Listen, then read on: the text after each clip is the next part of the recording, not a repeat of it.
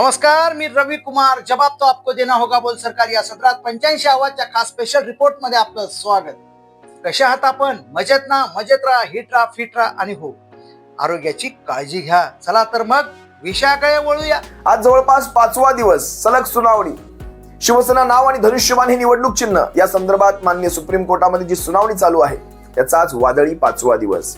आज पुन्हा एकदा कपिल सिब्बल आणि त्यानंतर कपिल सिब्बलांच्या वतीने मुकुल रोहतगी शिवसेनेचे वकील हे आपली बाजू माननीय सुप्रीम कोर्टासमोर आजच्या शेवटच्या दिवशी मांडतील आणि त्यानंतर शिंदे गटाच्या वकिलांना आपली संधी मिळेल.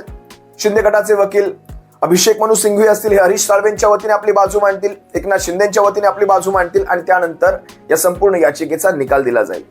एक गोष्ट आज तुम्हा सर्वांसमोर घेऊन येतो, अतिशय महत्वाची. आतापर्यंत आपण कपिल सिब्बल साहेबांची ती सुनावणी पाहत होतो, त्यांचा युक्तिवाद पाहत होतो आणि आपल्याला कळत होता नेमका कपिल सिब्बल साहेब कुठकुठल्या मुद्द्यांना हात घालतायत, कशा प्रकारे माननीय सुप्रीम कोर्टाच्या सर्व जजेस समोर संपूर्ण झालेली घटना हे ते एक्सप्लेन करतायत, विस्तृतपणे सांगतायत. पण या सर्व दरम्यान अभिषेक मनु सिंघवी असतील, एकनाथ शिंदेचे वकील यांची कुठलीही बाजू तुम्हाला ऐकायला मिळाली नाही, कारण अजून त्यांचा टर्न आलेला नाही, त्यांची पाळी अजून आलेली नाही. पण लक्षात घ्या, या सर्व दरम्यान ते काय युक्तिवाद मांडतील हे आपल्या मनामध्ये अनेकांच्या मनामध्ये एक उत्सुकता होती की अभिषेक मनु सिंघवी असतील किंबहुना एकनाथ शिंदेचे वकील नेमकी काय बाजू मांडतील, त्याचा कल नेमका कोण्या दिशेने असेल याची कल्पना नव्हती. आणि खरं तर अशा वेळेस माध्यमांसमोर नेत्यांनी, प्रवक्त्यांनी थोडी शांतता घ्यायची असते, म्हणजे जर इथून विचार करत असतील तर. पण कसं असतं, उतावीळ नवरा आणि गुडघ्याला बाशिंग हा जो प्रकार एकनाथ शिंदेच्या गटाच्या वतीने मी काल नरेश मस्केंकडून पाहिला. नरेश मस्केंनी माध्यमांना प्रतिक्रिया देत असताना एक वक्तव्य केलं. एक वक्तव्य म्हणण्यापेक्षा जवळपास 1-1.5 मिनिटांचं वक्तव्य केलं. त्यामध्ये नरेश मस्केंनी आपल्या गटाचा, आपल्या वकिलांचा कल नेमका कशा बाजूने असणार आहे हे संपूर्णपणे सांगून टाकलं. तुम्हाला सर्वप्रथम तो व्हिडिओ दाखवतो आणि त्यानंतर माझ्या महत्वाच्या विश्लेषणाला सुरुवात करतो. जर एकदा हा व्हिडिओ पहा. शिंदेच्या मुख्य नेते पदासह त्यांनी निवडणूक आयोगावरती आक्षेप घेतल्याचं बघायला मिळालेलं आहे. हे बघा, युबीटीच्या युक्तिवादामध्ये इतर मुद्दे नसल्यामुळे केवळ निवडणूक आयोगाच्या भूमिकेवरती प्रश्न उपस्थित केले जात आहेत. त्याला विलन ठरवण्याचे ते प्रयत्न करतायत पहिल्या दिवसापासून. त्यात वेगळं काही नाहीये. आणि विधिमंडळ पक्षामध्ये फूट पडली आणि राजकीय पक्षात फूट पडली नाही, राजकीय पक्ष वेगळा, विधिमंडळ पक्ष वेगळा, अशा पद्धतीच्या जे काही युक्तिवाद चाललेत, मला एवढंच सांगायचंय, विधिमंडळ पक्षात त्यांच्यासोबत कोणी नव्हतं हे तर ऑलरेडी प्रूव्ह झालेलं आहे. परंतु राजकीय पक्षामध्ये, संघटनेमध्ये 90% वरती आमदार, विविध जिल्हा प्रमुख असू द्या, नेते असू द्या, उपनेते असू द्या, शाखा प्रमुख, विभाग प्रमुख, अंगीकृत संघटनेचे सर्व पदाधिकारी, अध्यक्ष, युवा सेना असेल, हे सर्व पदाधिकारी आणि कार्यकर्ते एकनाथ शिंदे साहेबांच्या नेतृत्वाखाली काम करतायत. त्यांचं नेतृत्व त्यांनी स्वीकारलेलं आहे. त्यामुळे फक्त विधिमंडळ पक्षात फूट पडली असं जे म्हणतात तसं नाहीये. संघटना सुद्धा 90%च्या वरती संघटना आज एकनाथ शिंदे साहेबांचं नेतृत्व स्वीकारलेलं आहे. आणि आज नंतर झालेल्या निवडणुकांमध्ये सुद्धा 60 आमदार, आमचे खासदार, जिल्हा परिषद, महानगरपालिका, नगरपालिका या ज्या काही निवडून आलेल्या आहेत, त्या ठिकाणी अध्यक्ष निवडून आलेले आहेत. मेजॉरिटी आम्ही जे निवडून आलेले आहोत ते कार्यकर्ते आणि संघटना आमच्या सोबत आहे म्हणूनच आम्ही निवडून आलो आहोत ना. का फक्त लोकप्रतिनिधीच्या जीवावर नाही निवडून आलो. कार्यकर्ते, पदाधिकारी आमच्या सोबत आहेत म्हणून आम्ही निवडून आलेलो आहोत. यांच्या सोबत नव्हते म्हणून यांची ही अवस्था झालेली आहे. एकनाथ शिंदेची पावलं निवडणूक आयोगाच्या तत्वांना धरून नाहीयेत. एकनाथ शिंदे यांची पावलं निवडणूक आयोगाच्या तत्वांना धरून नाहीयेत, हा सिब्बलांचा दावा करत असला. हे बघा, सिब्बल बोलत असताना आपण पाहताय की युबीटीचे जे काय आता उरलेले शिल्लक, सध्या स्थितीला जे काही शिल्लक खासदार आहेत. व्हिडिओच्या सुरुवातीला नरेश मस्के म्हणाले, आता खरं तर नरेश मस्केंच्या या बोलण्याला का महत्व आहे, कारण नरेश मस्के जसं शिवसेनेच्या वतीने तुम्ही पाहिलं असाल, संजय राऊत असतील, अरविंद सावंत असतील आणि अनिल देसाई असतील, हे 3 हे महत्वाचे शिवसेनेचे शिलेदार हे तिथे शिवसेनेच्या या संपूर्ण याचिकेकडे आणि या संपूर्ण याचिकेवर लक्ष ठेवून आहेत. त्याचबरोबर तिकडे शिंदेच्या वतीने नरेश मस्के असतील, राहुल शेवाळे असतील, ही अशी माणसं आहेत. त्यामुळे तिथे काय घडतंय याची कल्पना नरेश मस्केंना आहे, हे आपण गृहीत धरून चालूयात. कारण ते स्वतः तिथे जातीने उपस्थित आहेत. नरेश मस्के स्वतः तिथे उपस्थित आहेत.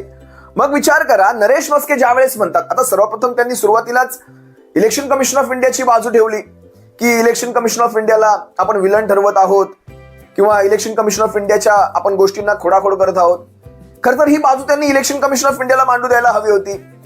ईसीआयच्या वतीने नरेश मस्के आहेत का, किंबहुना ईसीआयची बाजू सुद्धा नरेश मस्केच मांडणार आहेत का, किंबहुना नरेश मस्केंचे वकील मांडणार आहेत का, ईसीआय आपली बाजू मांडणार तरी आहे का, एवढे आरोप झाल्यानंतर इलेक्शन कमिशन ऑफ इंडिया आपली बाजू तरी मांडणार आहे का, हाच मोठा प्रश्न. पण ठीक आहे, आज इलेक्शन कमिशन ऑफ इंडियाच्या वतीने कदाचित नरेश मस्केंना बोलायची परवानगी असावी. जाऊ द्या, तो भाग मी बाजूला ठेवतो. महत्वाचा जो मुद्दा आहे, नरेश मस्केंनी त्यापुढे जाऊन जे वक्तव्य केलं, जे सूचक वक्तव्य केलं, ते असं आहे की संपूर्ण संघटना जे आपण आरोप करत होतो की यांच्याकडे विधिमंडळ पक्षात फक्त फूट असल्यामुळे विधिमंडळातले विशिष्ट क्रमांकाचे आमदार यांच्याकडे गेलेले आहेत, पण राजकीय पक्षात फूट नव्हती. हा जो आपला युक्तिवाद होता त्यावर नरेश मस्के जे म्हणाले की 90% पक्ष आमच्याकडे आहे. तुम्ही ऐकला असाल मागच्या व्हिडिओमध्ये 90%. हा जो 90%, ज्यावेळेस माणूस एखाद्या आकड्यामध्ये बोलतो त्यावेळेस माणसाच्या डोक्यामध्ये काहीतरी कॅल्क्युलेशन्स चालू असतात. 90%. आता 90% पक्ष म्हणजे काय? पक्षाचे जिल्हा प्रमुख, विभाग प्रमुख, पक्षाचे संपर्क प्रमुख, या 3-4 गोष्टी सांगितल्या. त्यानंतर ग्रामीण पातळीची फळी सांगितली, शहरी पातळीची फळी सांगितली, अगदी शाखा प्रमुखांपर्यंत ते गेले. आणि त्यानंतर आमदार, खासदार, नगरसेवक आमचे किती आले या सर्व विषयांवर त्यांनी बोललं. पण याच्यामध्ये आमदार खासदार सोडून द्या, तो लेजिस्लेचरचा भाग झाला. पण विभाग प्रमुखांपासून अगदी शाखा प्रमुखांपर्यंत, गट प्रमुखांपर्यंत 90% पक्ष आमच्याकडे आहे, ही गोष्ट इथे अंडरलाईन करण्यासारखी आहे. या संपूर्ण सुनावणीमध्ये एकनाथ शिंदेचे वकील पक्ष आमच्याकडे कसा आहे याच एका गोष्टीवर फोकस करणार. तुम्ही पहा, ज्यावेळेस त्यांची बाजू सुरू होईल या एका गोष्टीवर त्यांचा फोकस असणार. हे नरेश मस्केंनी काल तिथे स्पष्ट केलं. आता नरेश मस्केंना खरं तर हे कळायला हवं होतं की पक्ष आता या क्षणाला, म्हणजे आजच्या दिवसाला 13 ऑगस्ट, समजा आज 13 ऑगस्टला पक्ष नेमका कुणाकडे आहे या गोष्टींचा तिथे काहीही उपयोग नाही. पक्ष 21, 22, 23 जून 2022 या वर्षामध्ये त्या क्षणाला जे सबमिशन्स झाले, त्या क्षणाला जे डॉक्युमेंट्स दिले गेले, या 3 दिवसांमध्ये कुणाचा होता, कुणाकडे होता, हे सगळ्यात जास्त महत्वाचं आहे. 4 वर्षांनंतर तुम्ही पक्षातली किती माणसं चोरली हे स्वतः तुम्ही तुमच्या तोंडाने तिथेच त्याच व्हिडिओमध्ये, तुम्हाला जर वाटत असेल ना मी ह्याचा मुद्दा सांगतोय तो पुन्हा एकदा रिवाइंड करून पहा. त्याच व्हिडिओच्या शेवटाला नरेश मस्केंनी आणखी एक असा शब्द वापरला जो शब्द नरेश मस्केंना कोर्टामध्ये अडचणीत आणू शकतो. तो शब्द असा आहे, शिल्लक सेनेचे तिकडे जे कोणी 2-3 शिल्लक आहेत, म्हणजे अरविंद सावंतांकडे त्यांचा रोख असावा, अनिल देसाईंकडे असावा, आता राजाभाऊ तिथे नाहीयेत, पण ह्या 2-3 लोकसभेच्या खासदारांकडे त्यांचा रोख होता. शिल्लक सेनेचे जे कोणी 2-3 शिल्लक आहेत, हा शिल्लक शब्द माननीय सुप्रीम कोर्टामध्ये नरेश मस्के आणि त्यांच्या वकिलांना अडचणीत आणू शकतो. संपूर्ण 4 वर्षामध्ये यांनी एवढी माणसं घेतली शिवसेनेकडनं, आता ते स्वतःच आम्हाला शिल्लक सेना म्हणत आहेत, म्हणजे आमच्याकडे शिल्लक राहिलेले. याचा अर्थ यांनी मान्य केलं की तुम्ही आमच्याकडची माणसं घेतली 4 वर्ष सबंध, आणि ज्या वेळेस हा सारा प्रकार घडला, तत्कालीन परिस्थिती, ज्या वेळेस हा सारा प्रकार घडला त्यावेळेस शिवसेना हा पक्ष संपूर्णपणे उद्धव साहेबांच्या बाजूने होता, आजही आहे. पण त्यानंतर ह्यांनी पॅरलली पक्ष उभा केला. पॅरलली म्हणजे तुमच्याकडे जो वेळ, वाढीव वेळ इलेक्शन कमिशन ऑफ इंडियाच्या काही चुकीच्या निर्णयांमुळे, विधानसभेच्या अध्यक्षांच्या काही चुकीच्या निर्णयामुळे, माननीय न्यायव्यवस्थेच्या न्यायाच्या दिरंगाईमुळे जो वेळ वाढीव तुम्हाला मिळाला, त्या वाढीव वेळेमध्ये तुम्ही शिवसेनेचं अतोनात नुकसान केलं. त्या वाढीव वेळेचा फायदा घेऊन आणि सत्तेचा फायदा घेऊन, विशेषतः कारण तुम्ही सत्तेमध्ये होतात आणि सत्ता ही एक्सटर्नल, कुठले फॅक्टर सत्तेमध्ये असल्यानंतर एक्सटर्नल कुठले फॅक्टर येतात हे कपिल सिब्बलांनी एक्सटर्नल फॅक्टर या शब्दाच्या अंडरलाईन करून सांगतो तुम्हाला. या शब्दाच्या व्याख्येमध्ये त्यांनी सांगितलं, न्यायमूर्ती तुम्हाला सुद्धा माहितीये, आम्हाला सुद्धा माहितीये, सत्तेमध्ये कुठले एक्सटर्नल फॅक्टर असतात ज्यामुळे माणसं इकडची तिकडे पळतात. अशा अनेक गोष्टी घडलेल्या आहेत तिथे. तुम्हाला बघा, आणखी काही महत्वाचे फॅक्ट सांगतो. 90% संघटना ही 4 वर्षात कशी हळूहळू काबीज केली हे स्वतः नरेश मस्केंनी प्रूफ केलेलं आहे तिथे. आणि या सगळ्या गोष्टी त्यांना अडचणीत आणणार. शिल्लक सेनेचे शिल्लक हा शब्द त्यांना अडचणीत आणणार. आणि पुढे सगळ्यात महत्वाचं, पक्ष आमच्या बाजूने आहे हा जो युक्तिवाद ह्यांच्याकडनं केला जाईल, पक्ष आमच्या बाजूने आहे होता, या एका युक्तिवादाच्या आधारावर जर एकनाथ शिंदे आणि त्यांचे वकील जर हे अवलंबून असतील तर शिवसैनिकांनो, मी तुम्हाला आताच सांगतो, तुम्ही तयारी करा. वाजत गाजत धनुष्य घेऊन येण्याची तयारी करा, गुलाल उधळण्याची तयारी करा. मी तुम्हाला नरेश मस्केंचा आणखी एक व्हिडिओ दाखवतो, त्यामध्ये सुद्धा त्यांची अशीच काही वक्तव्य आहेत. एकदा हा व्हिडिओ पहा. या लोकशाहीमध्ये ज्यांच्या मागे लोक, ज्यांच्या मागे जनाधार, तोच पक्ष सत्तेवर असतो. आणि ह्या लढाया आम्ही ज्या करतोय ह्या कशासाठी? सत्तेवर येण्याकरताच करतोय ना. जर सत्तेवरती येण्याकरता राजकीय पक्षांची निर्मिती कशासाठी झाली? मग NGO स्थापन केले असते ना. सत्तेवर येण्याकरता राजकीय पक्षांची निर्मिती झालेली आहे. आणि जे सत्तेवर आहेत, लोकांचा जनाधार एकनाथ शिंदे साहेबांना मिळालेला आहे. आणि लोकांनी, एकनाथ शिंदे साहेबांनी आपलं नेतृत्व, शिवसेना कोणाची हे प्रूव्ह केलेलं आहे. ज्यावेळेस नरेश मस्के हे वक्तव्य करत होते की जनाधार आमच्या बाजूने आहे, लोकशाही म्हणजे लोक आमच्या बाजूने आहेत, एकनाथ शिंदेच्या बाजूने आहेत. नरेश मस्केंना थोडी आठवण करून देतो. सगळ्यात पहिली जी निवडणूक झाली, सगळ्यात पहिली पक्षफुटीनंतर, ती निवडणूक होती अंधेरी पूर्वेची. त्या निवडणुकीमध्ये तुम्हाला उमेदवार उभे करण्याची भीती वाटत होती. त्या ऋतुजाताई लटकेंना, स्वर्गीय रमेश लटकेंचा, शिवसेनेच्या आमदारांचा तिथे मृत्यू झाला होता, निधन झालं होतं. आणि त्यानंतर त्यांच्या पत्नी उभ्या राहिल्या होत्या. तिथे तुम्हाला उमेदवार उभे करण्याची भीती वाटत होती. मशालीचा पहिला आमदार तिथे निवडून आला होता.